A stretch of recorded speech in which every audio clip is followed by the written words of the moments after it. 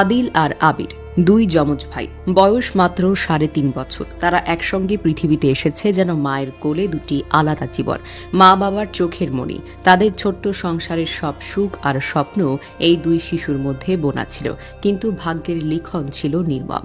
সেই সুখ আর বেশি দিন টেকেনি। ছোট্ট নিষ্পাপ দুই প্রাণ একসঙ্গে এসেছিল, আবার একসঙ্গে চলে গেল মা বাবার কোল খালি করে। এই হৃদয় বিদারক ঘটনা ঘটে ২৪শে মে শনিবার দুপুরে চট্টগ্রামের লোহাগাড়া উপজেলার বড়হাতিয়া ইউনিয়নের হরিদার ঘোনা পল্লানের পাড়া গ্রামে।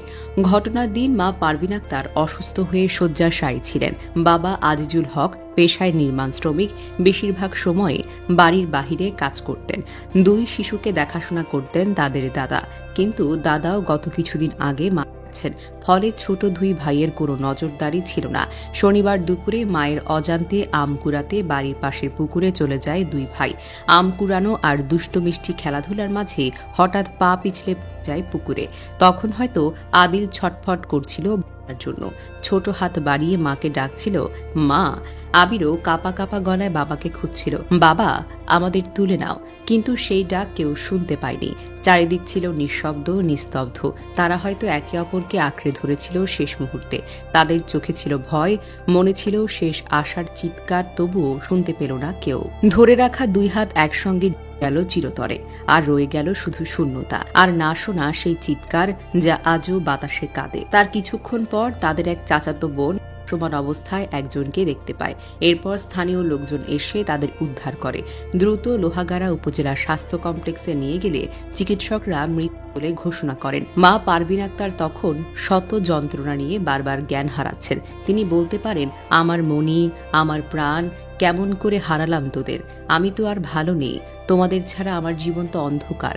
বাবা আজিজুল হক বুক চাপড়ে কাঁদতে কাঁদতে বললেন, আমার দুই সন্তান, আমার কত আশা, তোমরা কেন আমাকে এত বড় শোকে ফেলে চলে গেলে? আমি তোমাদের ছাড়া কি করব?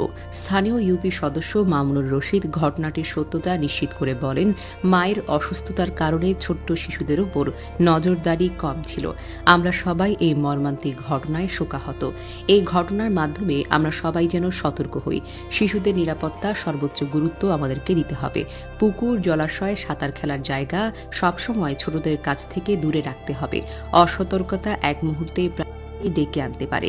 পিতামাতা ও অভিভাবকদের অবশ্যই সচেতন থাকতে হবে। শিশুরা যেন একা ঝুঁকিপূর্ণ জায়গায় না যায়। আমাদের সকলের দায়িত্ব তাদের সুরক্ষা নিশ্চিত করা। আবির আর আদিলের আমাদের মনে করিয়ে দিল জীবনের অমূল্যতা। আমরা যেন কখনো এমন দুঃখ না পাই। শিশুদের জীবন হোক নিরাপদ, সুখী আর সুরক্ষিত।